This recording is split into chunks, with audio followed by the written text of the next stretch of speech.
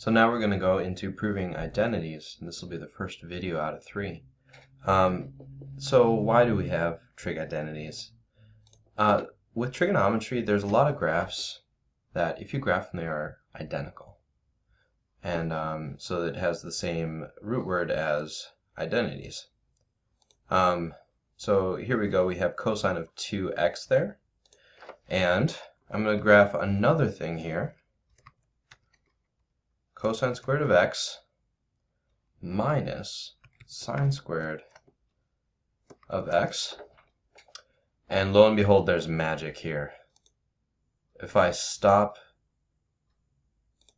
and then bring this back again, they happen to be the exact same graph. And so this is an identity here we're going to go over later. Cosine of 2 times an angle is the same as cosine squared of the angle minus sine squared of the angle. And so there are a lot of times when this will pop up, and it's actually easier if you just rewrite it like that. So, without further ado, we are going to look at a few examples. So, my first example here. We are going to show that tangent of x plus cotangent of x is the same as secant of x cosecant of x. So this is very similar to simplifying, except in this case, they tell us where we should end up.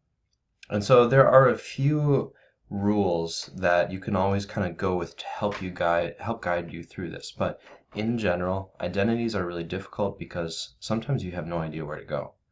So, number 1, or first thing you should always try, rewrite in terms of sine or cosine. Now that we should already know. Another thing is pick the more difficult side. So in this case, when I look at this, I actually am thinking that the left side is more difficult, and the reason is if you're adding functions together and they're fractions, you have to think about common denominators. So I'm going to rewrite the left side, the more difficult side, in terms of sine and cosine. Let's write this sine of x all over cosine of x plus, and the reciprocal. Alright, and here's the thing about identities. From this alone, I should be able to rearrange it and simplify it until I get this on the right side. So, one thing we always try to do is combine fractions together. And so, with this, I'm going to multiply by sine over sine, because on the left side, the denominator needs a sign below. And similarly, on the right side, we have cosine of x all over cosine of x. Alright, so on the left side, you can rewrite this as sine squared of x, sine times sine. On the right side, plus cosine squared of x. And since we have the same denominator on both fractions, we can now write this all over sine of x, cosine of x. Okay. Now, after that, we have to remember that sine squared plus cosine squared is 1.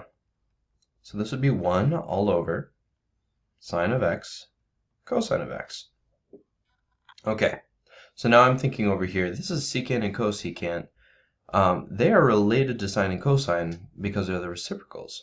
If I broke this into 2 fractions and put it 1 over sine, 1 over cosine, 1 over sine is cosecant of x. 1 over cosine is secant of x. And because multiplication it's called commutative, you can flip them around. It doesn't matter which way you multiply them.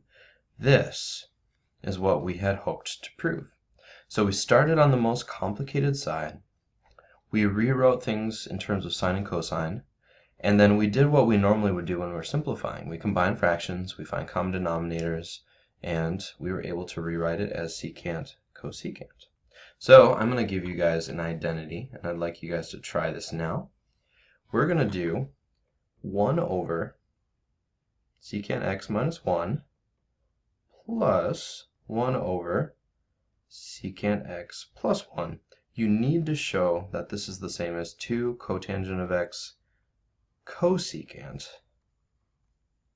of x. And at this point, you should pause the movie. You should try it yourself. Okay, so first step here, choose the more complicated side. I'm going to do the left side. And I'm going to have to multiply the left side by what it would take to get to the common denominator. In this case, I have secant of x minus 1. I need secant of x plus 1. So I multiply by secant x plus 1 on top and on bottom.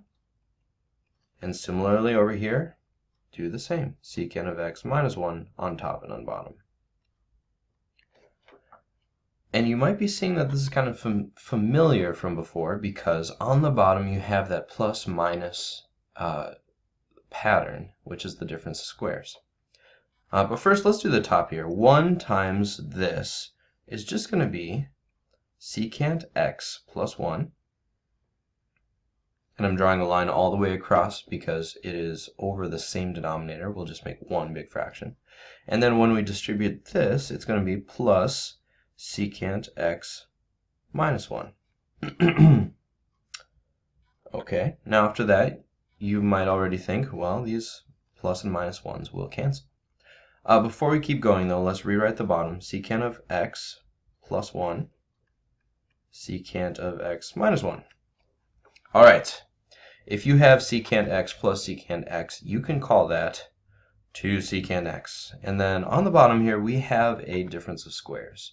And so this will turn out to be secant squared x minus 1. And now I'm seeing a secant squared. And if you see that, you should be thinking maybe this is the Pythagorean identity.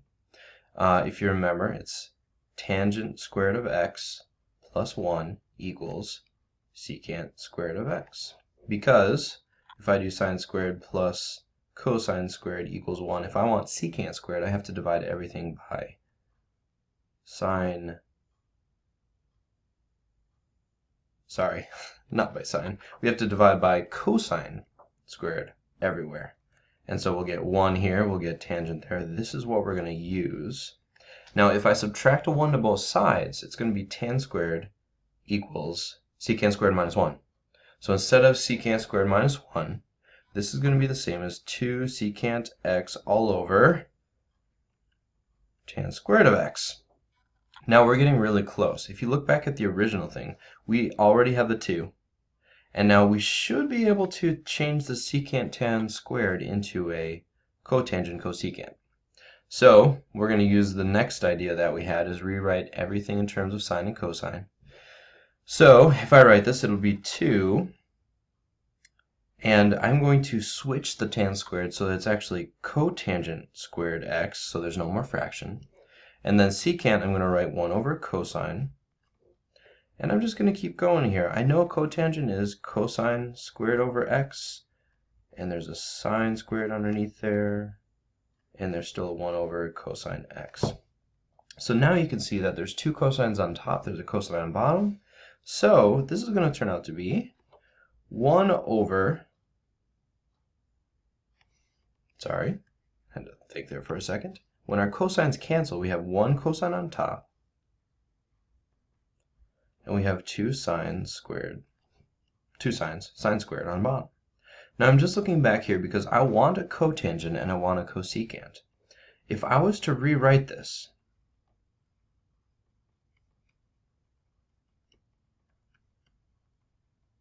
I split up the sine squared, I put 1 sine all by itself, and here is my cotangent, here is my cosecant. So there were a few more steps there, but now we have finally proven that it is 2 cotangent and cosecant x. So before I go, guys, we already have the answer. And so the thing you should keep in mind, this is very philosophical and deep, it's not the end point, it's the journey. When you're doing these, the important point is that you're able to show every step by step how to get there to the end, because you already know the answer.